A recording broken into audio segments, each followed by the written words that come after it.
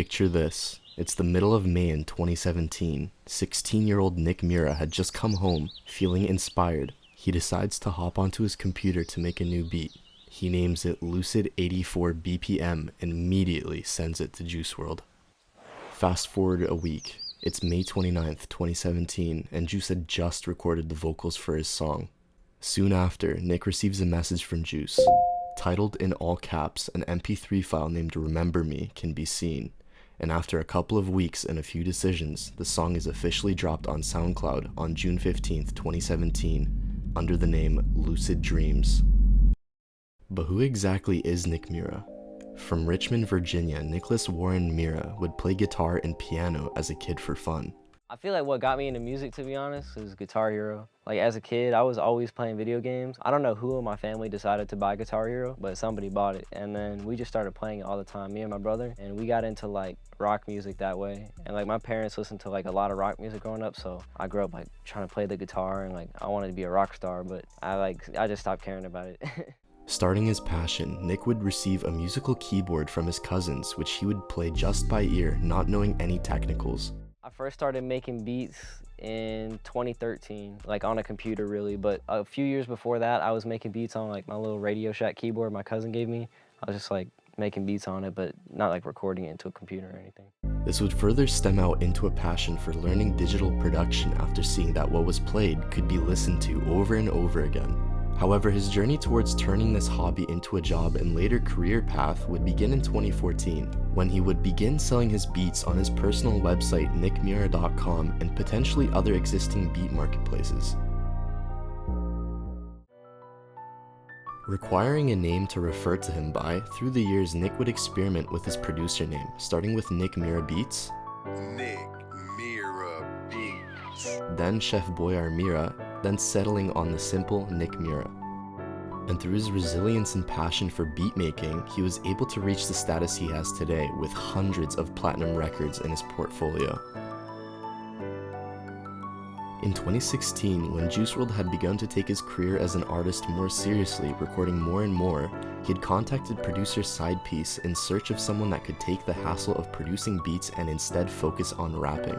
And after checking out some of his work on Juice's then 300 follower SoundCloud, Sidepiece contacted Nick saying, in Nick's words, "Yo, I just found this crazy artist. He has mad talent, he's young, he sounds good, and he wants some beats." Instead of making Juice pay, Nick decided that there's no problem in sending him some beats. And with these beats being sent over, Nick found to like Juice's work, continuing to send beats upon beats to Juice, of whom would record over like it was nothing. While recording songs like it was nothing is common knowledge when discussing Juice's work ethic, this back and forth process of Nick sending Juice beats and Juice sending Nick the completed songs really brings this idea of a high work ethic to light, as well as Nick's work ethic. Juice would record at times 10 songs per day, which rarely were bad songs, whereas Nick could live stream on YouTube for 3 hours and create 10 beats. Many of these beats that Nick had made were sent to Juice, as seen by the familiar beats themselves being made on various portions of Nick's streams.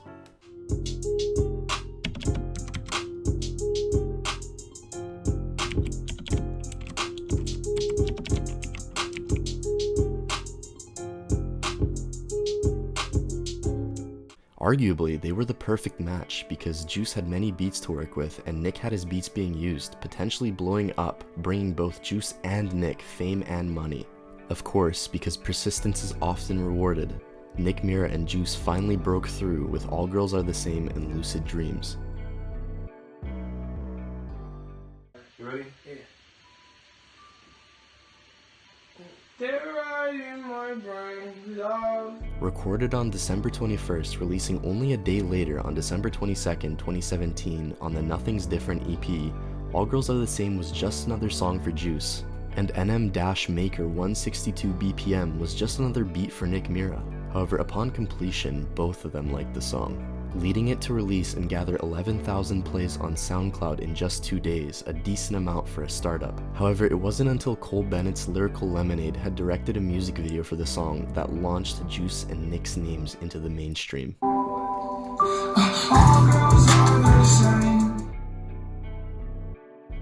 Contrary to intuition, like a Mandela effect, Lucid Dreams was actually recorded and released prior to All Girls Are the Same. And while this song follows the same themes as All Girls Are the Same, with Juice speaking his mind about his ex-girlfriend Bella, there's actually some deeper lore to how the beat came to be. In this 2018 phone call interview, Nick Mira explains the following. It was actually, I want to say, sophomore year of high school.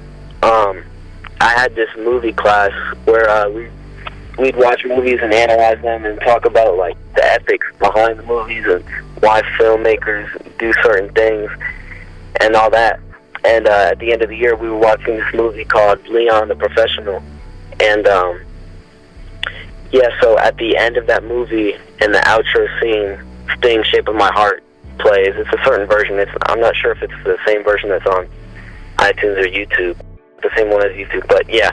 So I heard it and I was like, this just sounds crazy, sounds beautiful. So later that day, when I got home from school, I looked it up and I was just listening to it, and then I really liked how it sounded. So I replayed it on my guitar and FL Studio, and I tweaked with the notes a little bit, and I just, it was a great formula for a song. So then added drums on it, and then I hit up Juice, and I was like, yo, I got this crazy beat. I need you to, snap on this, do something crazy. And then I sent it to him, and then a week later he sent me it back, and then I heard it, and I was like, all right, this is cool. I didn't say anything at the time. It was like the first day. And then the next day I played it, and I was just singing it back to back to back to back, and it was so catchy.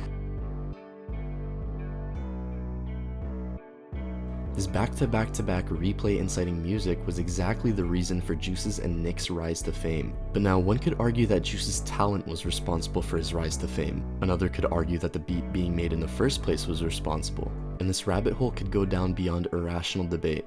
And it's logical to say that the sum of the parts was responsible.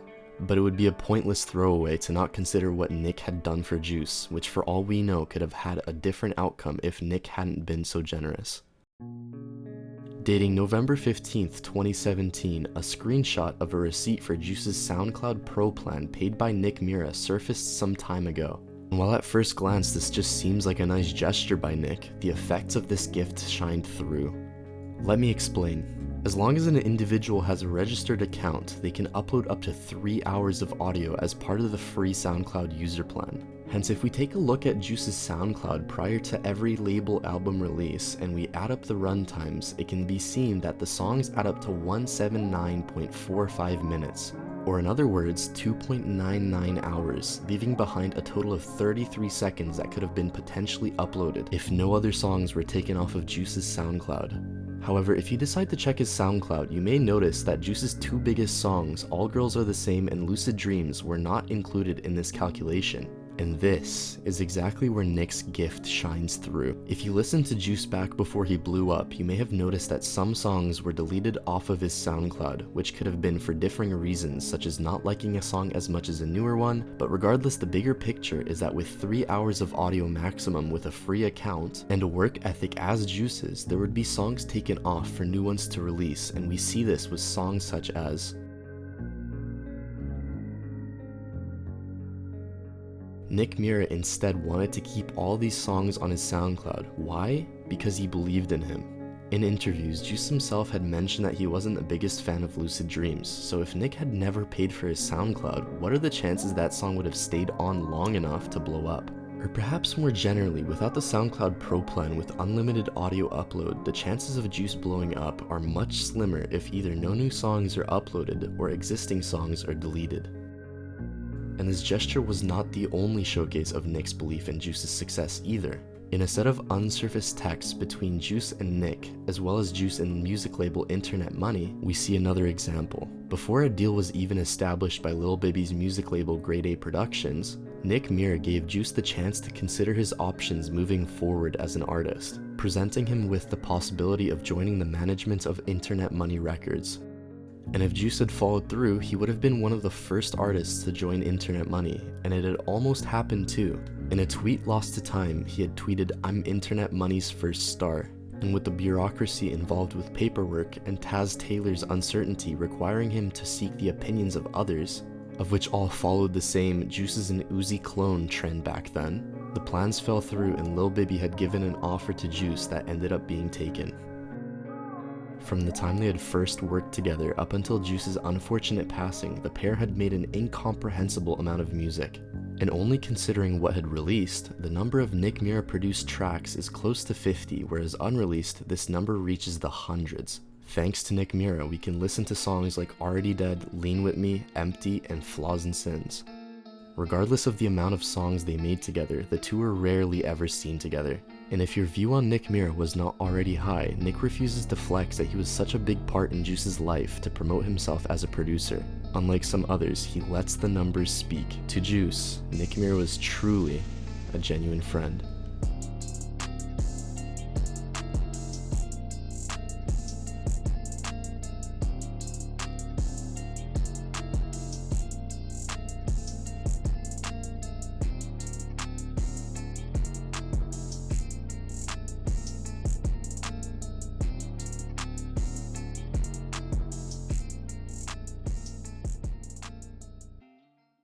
Make some fucking noise for Nick Mira, man.